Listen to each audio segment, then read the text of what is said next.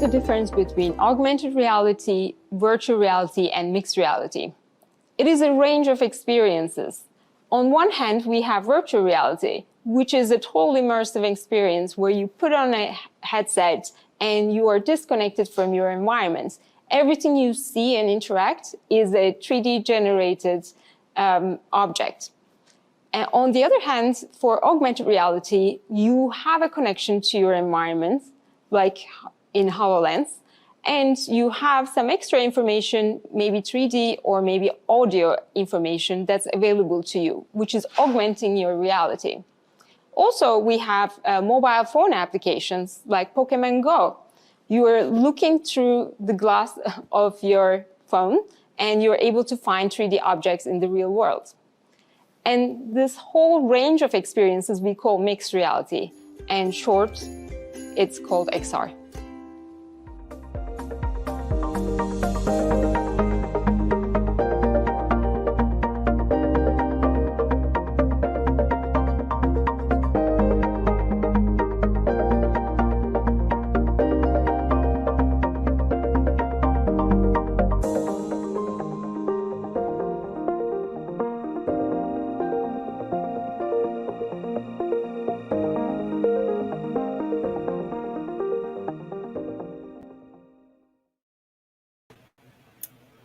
All right, welcome everyone.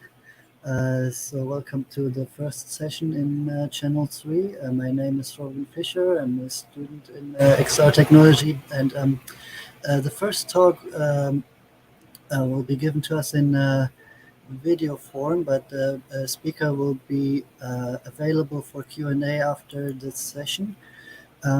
So let's get to the talk right away. It's about gamified VR for health and fitness.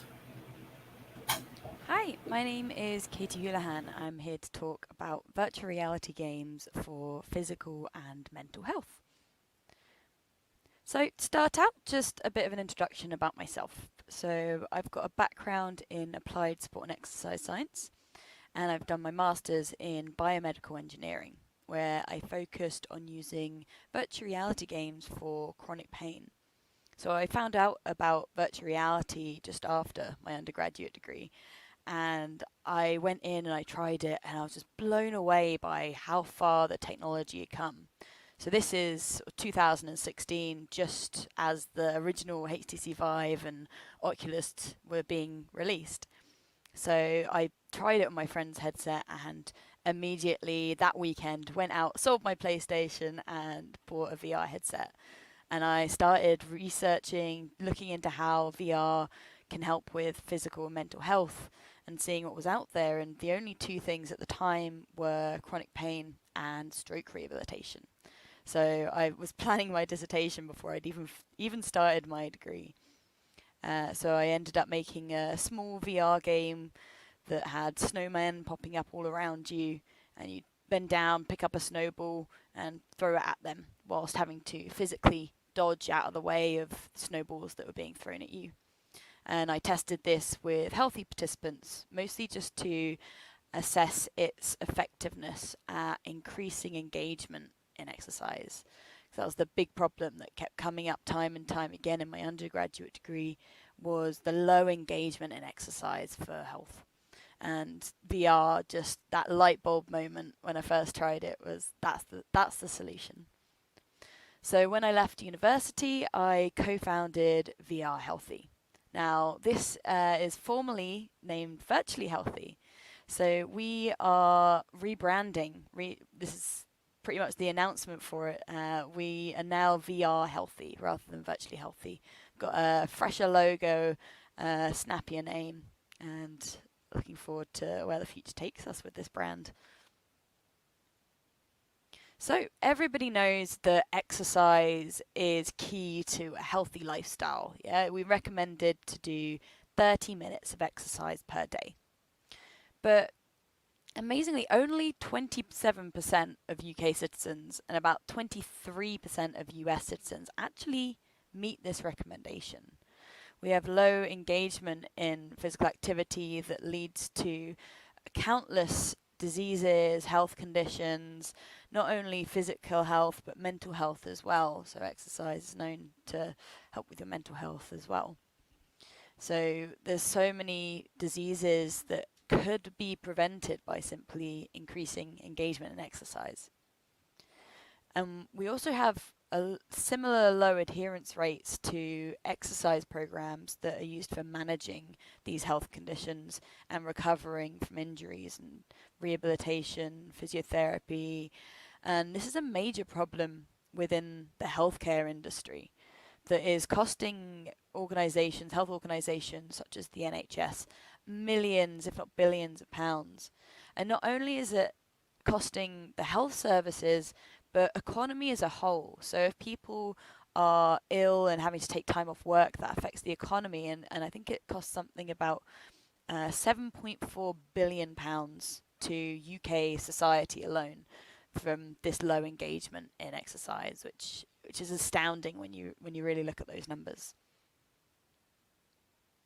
So why don't we exercise? These are some of the key barriers that people give when they're asked why they don't exercise regularly or why they can't exercise regularly. And the biggest one that people give is, I don't have the time. When really it's not about having the time, it's about low priority of exercise. Like, you would have the time to exercise if it was a higher priority to you. But things like going to work is obviously going to be a higher priority. But instead of maybe work, what about when you get home from work and you choose to sit down on the sofa and watch TV instead of exercising? Because leisure time is a higher priority.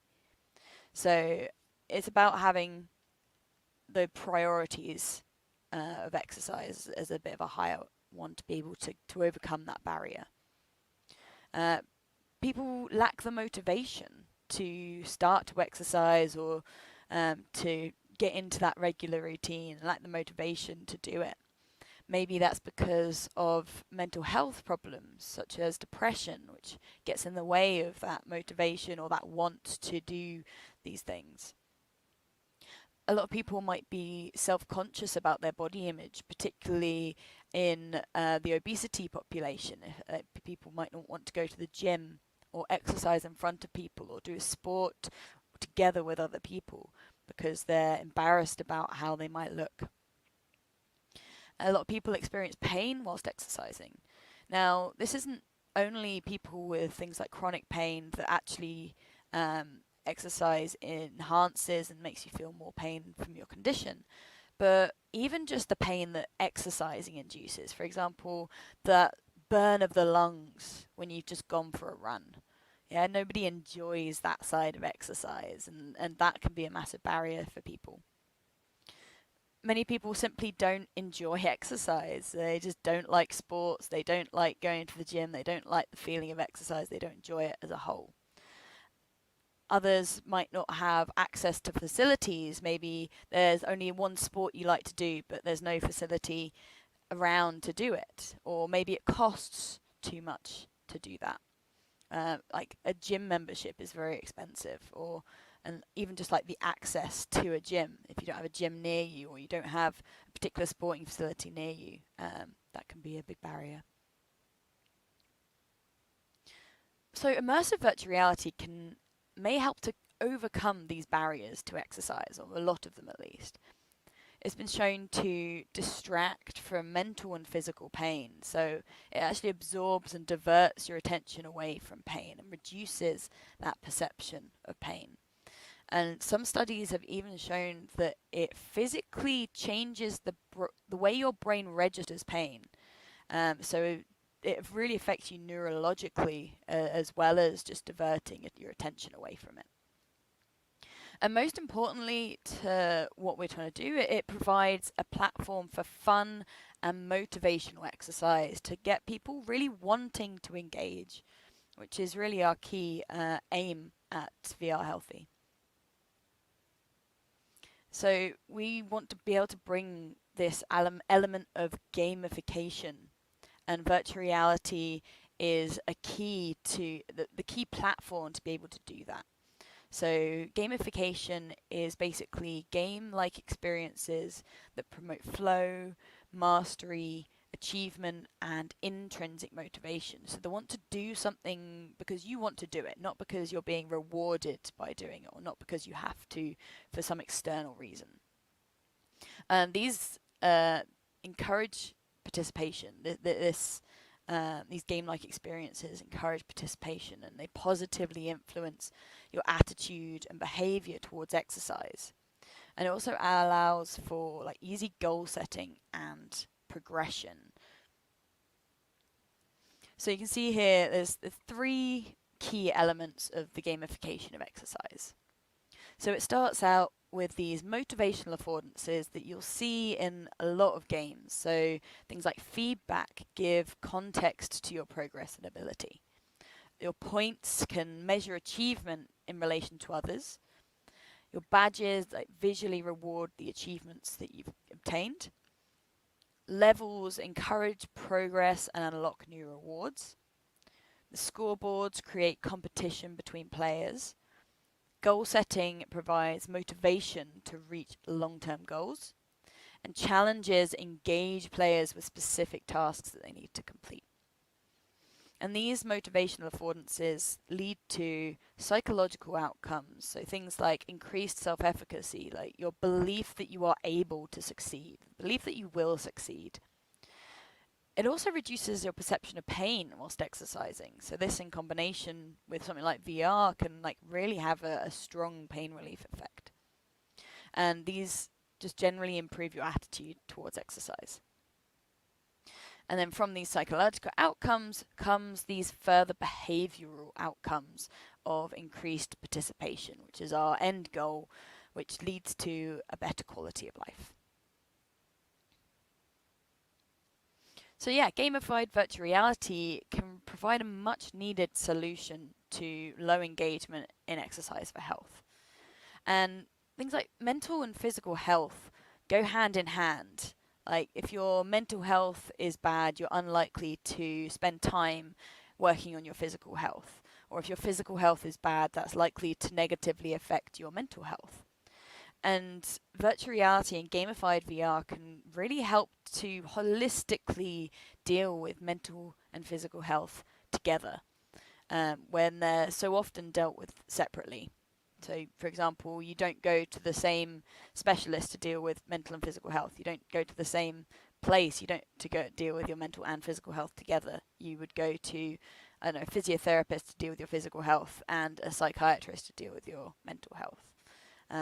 And there are often big wait times when you're dealing with trying to get mental help specifically, and even physical help can have high wait periods.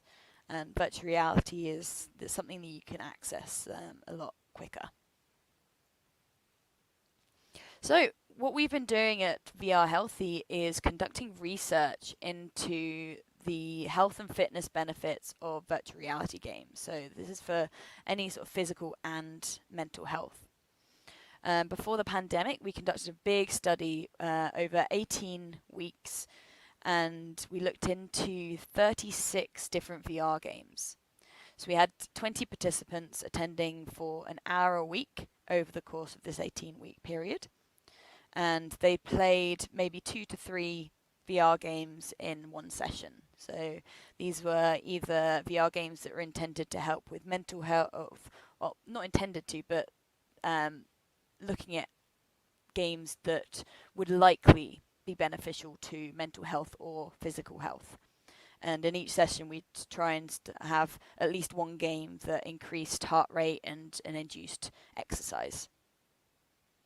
And we used heart rate monitoring, motion capture suit, and Likert scale questionnaires, which also included participants' rate of perceived exertion in each game. And then finally, we recorded attendance to assess how the use of virtual reality and gamified virtual reality compared to the literature of standard exercise programs, and how it might help to improve engagement and attendance and help with lower dropout rates. So what do we find? Surprise, surprise, VR was effective at inducing exercise. So on average, one game induced a very low intensity of exercise, so less than 50% of maximum heart rate. 14 games induced a low intensity of exercise, so that would be 50 to 63% of maximum heart rate. 13 games induced a moderate intensity of exercise, so 64 to 76% of maximum heart rate. 7 games induced high intensity exercise, so 77 to 93%.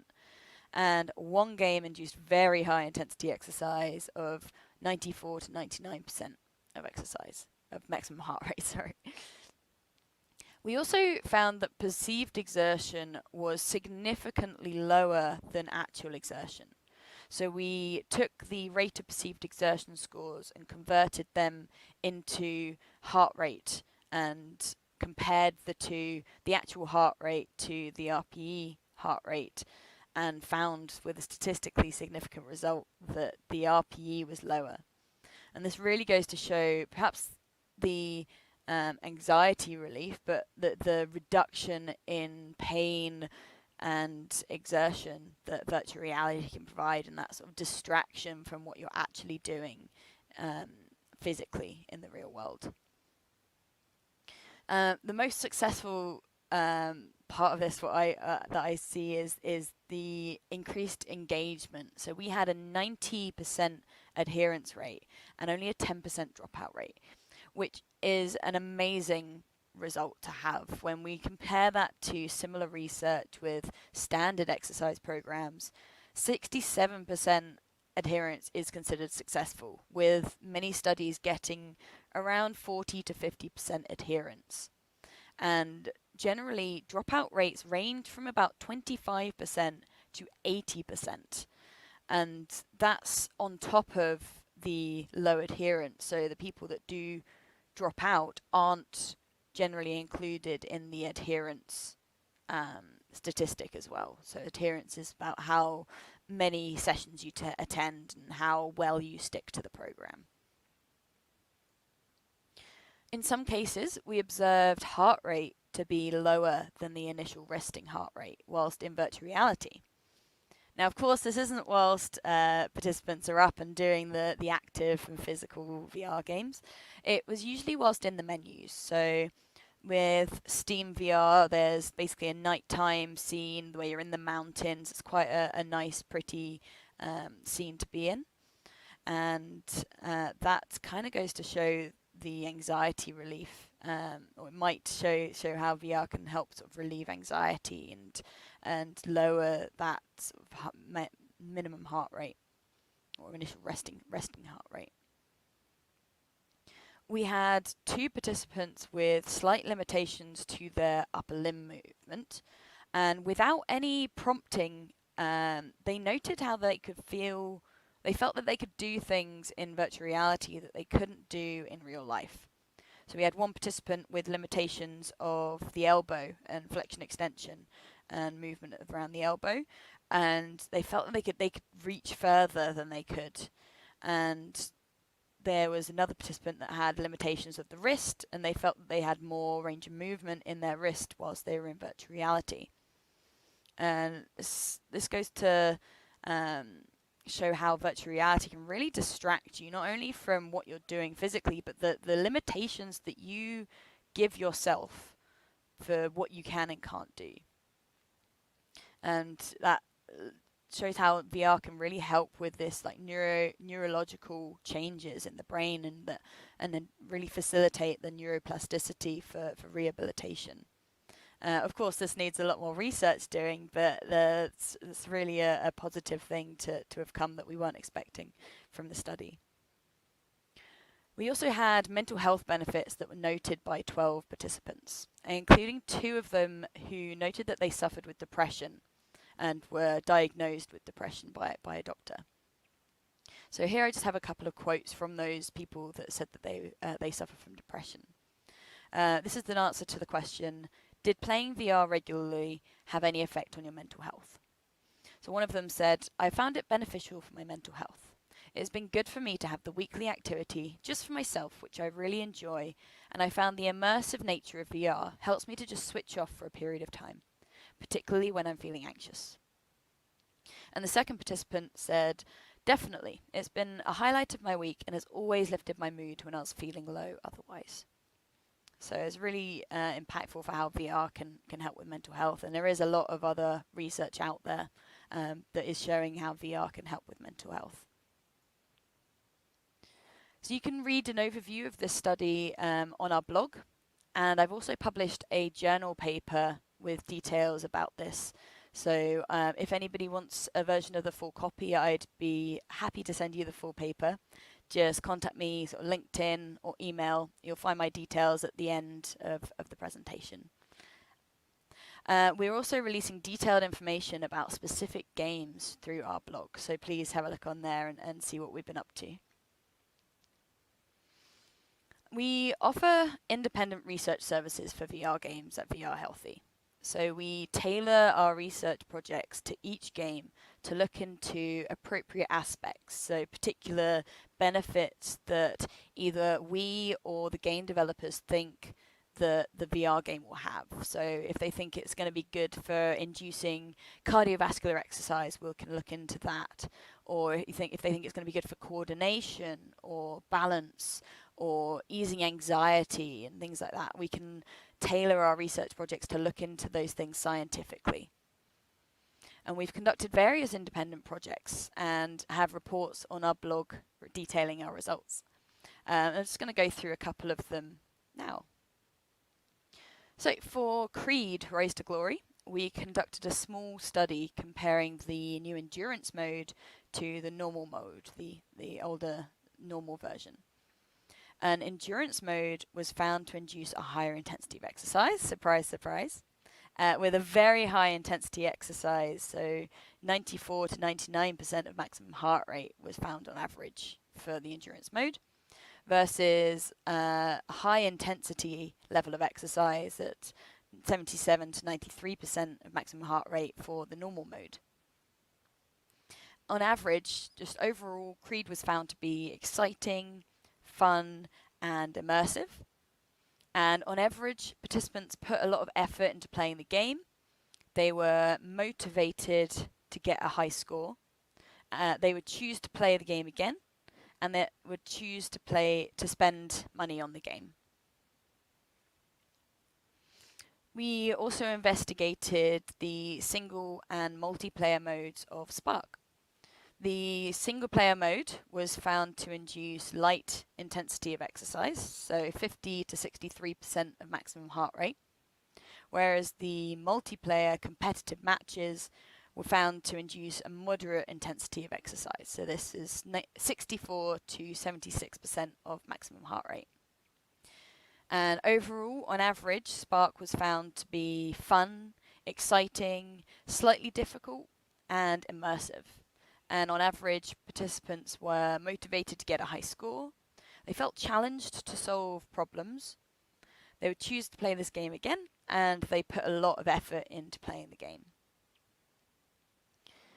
One that we have not put out on our blog yet, but will be out next week, I think, is 11 table tennis. So we investigated mood and exertion, as well as did comparisons to real life table tennis and asked for comments and details about what participants thought.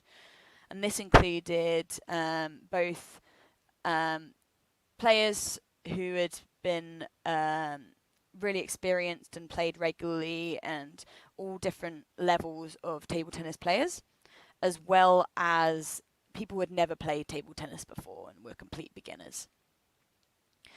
Overall, mood improved after playing with statistically significant result. And any anxiety and stress that was felt before playing was relieved and wasn't there at the end of playing. And overall, more positive emotions were felt after playing. They were playing for 2 20-minute sessions, so they played both the single player and the multiplayer, so 20 minutes of each. And on average, a light intensity of exercise was induced, so 50 to 63% of maximum heart rate, which is comparable to real-life table tennis and things like badminton singles, when we compare that and the METs, the metabolic rate. On average, it was found to be fun and immersive and actually similar to real life table tennis in a lot of ways. You can find more details about comments that were made about the comparisons of things that were similar and things that were different between real life and VR table tennis on our blog post when it's released. So stay tuned for that. On average, participants were motivated to get a high score. They felt challenged to solve problems. They would choose to play this game again, and they put a lot of effort into playing the game. So more information and more games are discussed on our blog, as I've mentioned. So please go check that out, and you can find out a bit more about what we've been working on. So games that have proven to have benefits for health or fitness through our research can be awarded our VR Healthy certification. So all the games that I've mentioned, they do have a VR Healthy certification. And we certify games in particular categories so people can know what exactly the benefits that have been scientifically shown are. So we currently have 3 categories, which is cardiovascular exercise, range of motion, and mood improvement. And the more research that we do as we continue our research, we're going to increase these categories and have more categories depending on the benefits that we find. So we're planning to do studies that include things like looking into coordination and balance, memory improvement, and looking into like anxiety relief and mental health improvements as well. So games that have earned this VR Healthy certification will get our logo to be able to use on their websites, on their marketing, put it on their Steam and Oculus pages, and they'll also be sent a digital certificate that will detail which category their game is certified in. We'll also be including all of the details about the VR Healthy games on our platform when we release it next year. So what is next for VR Healthy? We are using this data to develop VR health and fitness programs. So programs for a wide range of purposes, such as just general health and fitness, or losing weight, or improving your mental health, easing anxiety and depression, or improving range of motion of particular joints, maybe things like weight transfer, and looking into rehabilitation as well as therapy and general fitness. So we've got a lot planned, but we're going to be starting out with just general health and fitness programs, and we're currently conducting beta testing on those programs, and we're currently in our feedback part of that at the moment. So we're taking on the feedback from our first testing, putting that into our programs, altering those a bit, and then we're going to be beta testing more in the new year. So please keep an eye out for that. If you want to get involved, just send me a message and I'll put you on the list. We want to do more in-depth movement analysis to develop more specific programs for fitness and rehabilitation. And we want to provide data that allows health and fitness professionals to create custom programs. So for example, if we've got like a physiotherapist that wants to help a patient with shoulder range of motion, we can have details on our platform of what muscle groups a particular game will engage, like what particular range of motion it will induce, and also not only have things that are like the benefits but also like the risks of the game. So it might be like it's a really intense boxing game, for example, and the acceleration of the shoulder might be too high for particular populations and particular health conditions. So we want to include those details for not only the games that would be good for particular health conditions, but the games that should be avoided for particular health conditions as well, and particular sort of ailments and injuries. We want to continue our research. So our research is an ongoing process. So we'll be continuously researching into more games. We've got more individual research projects planned. And as more games come out, we'll be looking at doing research into those. We don't want to just stop there once we've created our programs. We want to research the effectiveness of those programs. And eventually we want to conduct clinical trials to go into private health organizations such as the NHS. That's going to be our end-to-end goal. So that's a long way off and that's a long process to do, but that is our ultimate goal eventually. So we want to release our programs using a online platform. So we'll be starting with a website and eventually making this into an application for mobile and virtual reality in the future. Once we've released our MVP, which we're hoping to do early next year, so maybe end of Q1, Q2, early Q2, we'll then begin our first big funding round, our first proper funding round to be able to get the funds to grow and bring our programs to more people. We also want to start a VR headset loaning system that we can release online and through private health and fitness services that will allow people that don't know about VR or don't own VR already to use our programs and really get the benefits of virtual reality and hopefully inspire them to get one of their own.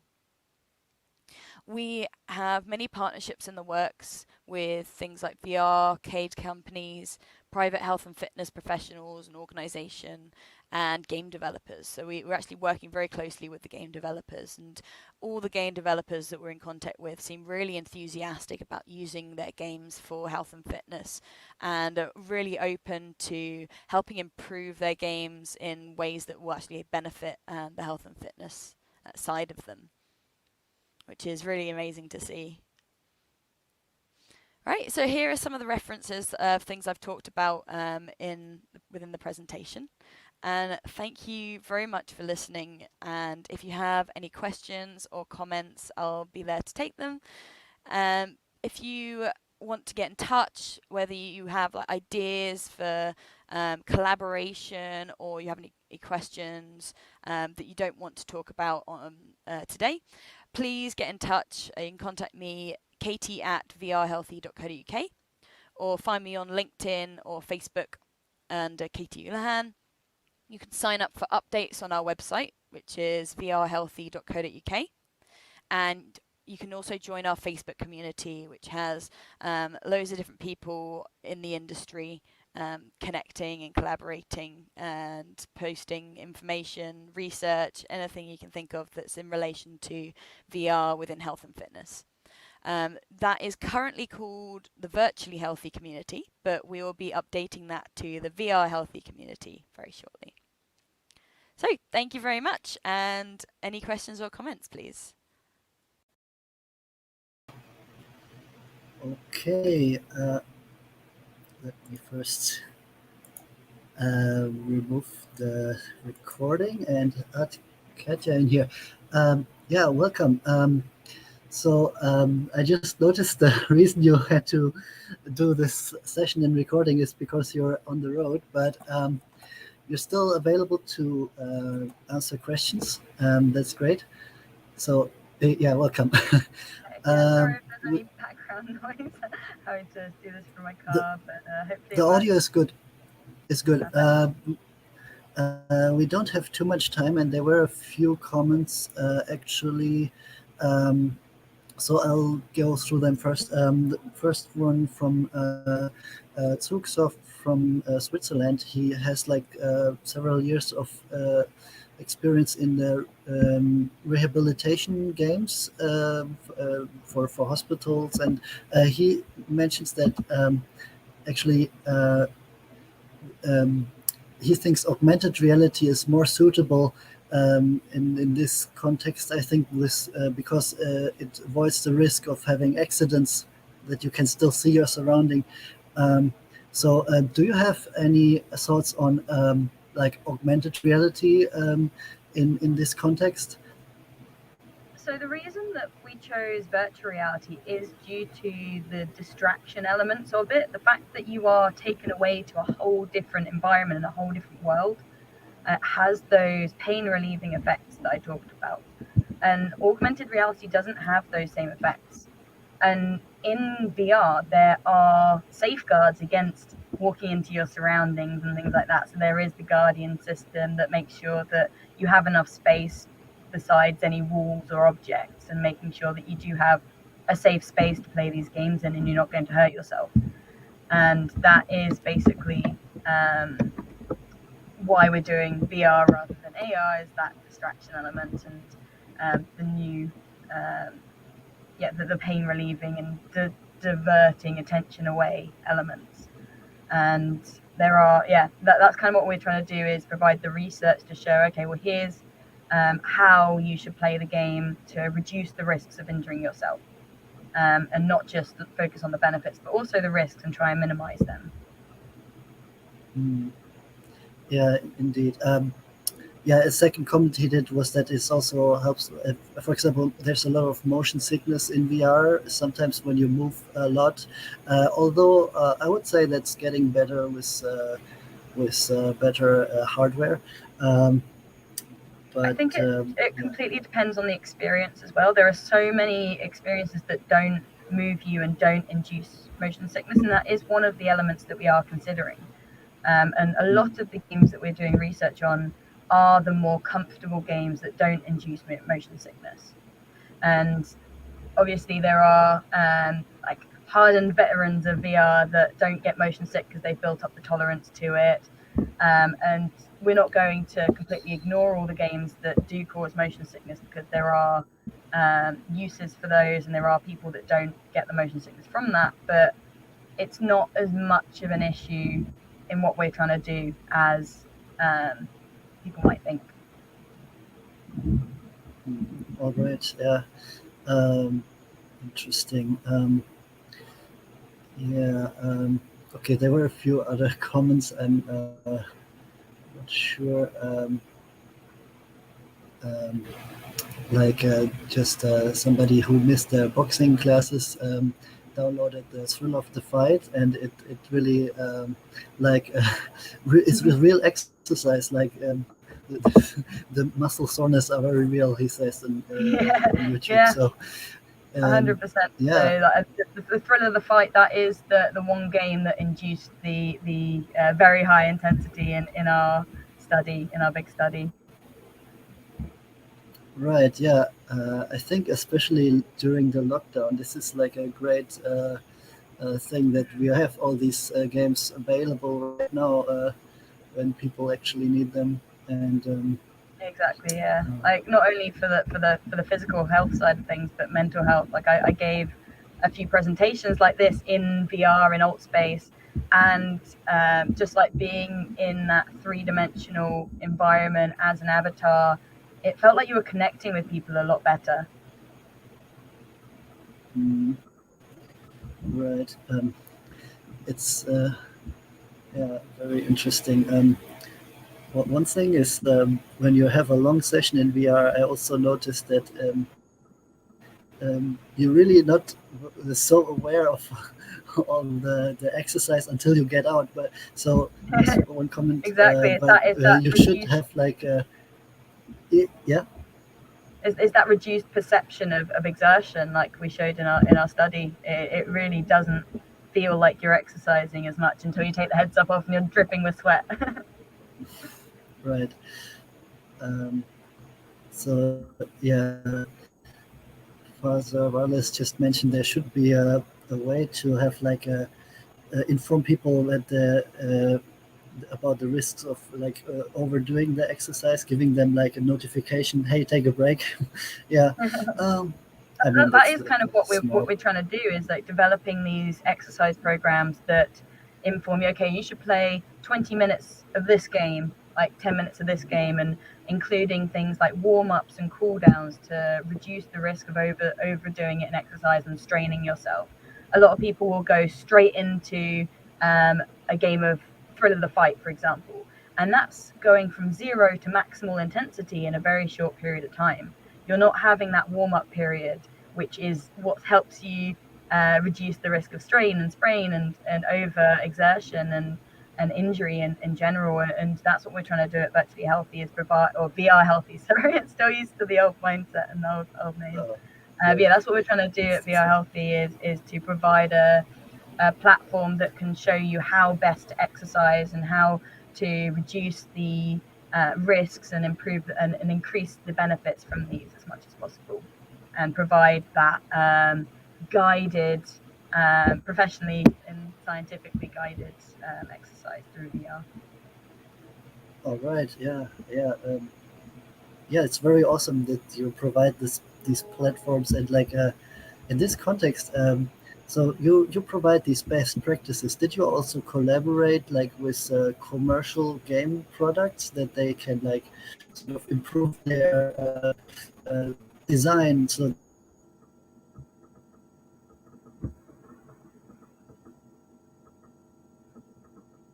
Yeah, am I still here?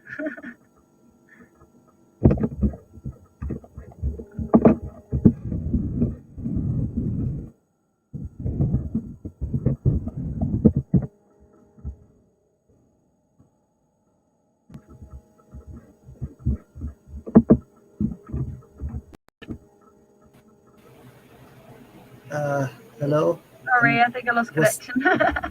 We both lost connection actually. I was also gone for a moment. Server then. I was going to say, I thought my think this. Yeah, I don't know why. Sorry, what was the question? That was basically if you collaborate with like commercial gaming. Oh yes, that was it. With game developers. Yes, so we are in contact with all of the developers that we are doing research with, and so many of them seem really enthusiastic and want to take on board our advice. So if we do have sort of design comments, be like, oh, you should add this in, or you should tweak this in this way to help improve the physical fitness side of things, and they're definitely open to doing that. Most of them, at least. And that's something that we will look into as we sort of continue our research and try and improve and have our programs out. All right.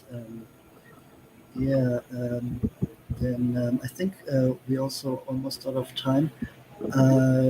So it's really interesting how much experience people have with the exercise in VR already. Right.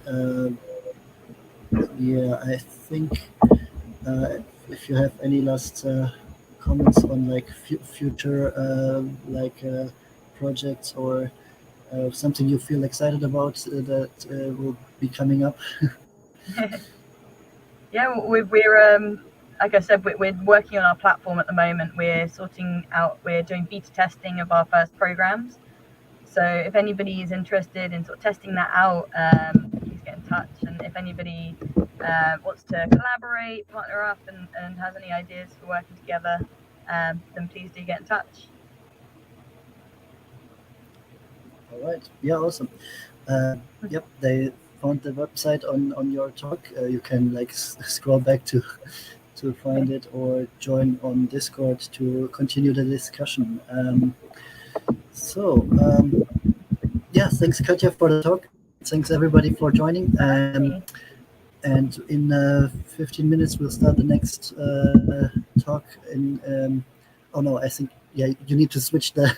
So I will close this video, and you need to switch to the next video in 15 minutes.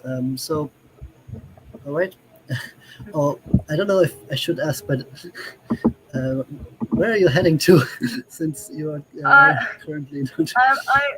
I'm a climbing instructor in my spare time, so I'm going to work. Awesome. Then have fun climbing, and yeah, thanks for joining anyways through this. Remote is no problem. Yeah. Okay. Thanks. Bye bye. Yeah. Thanks, guys. Bye.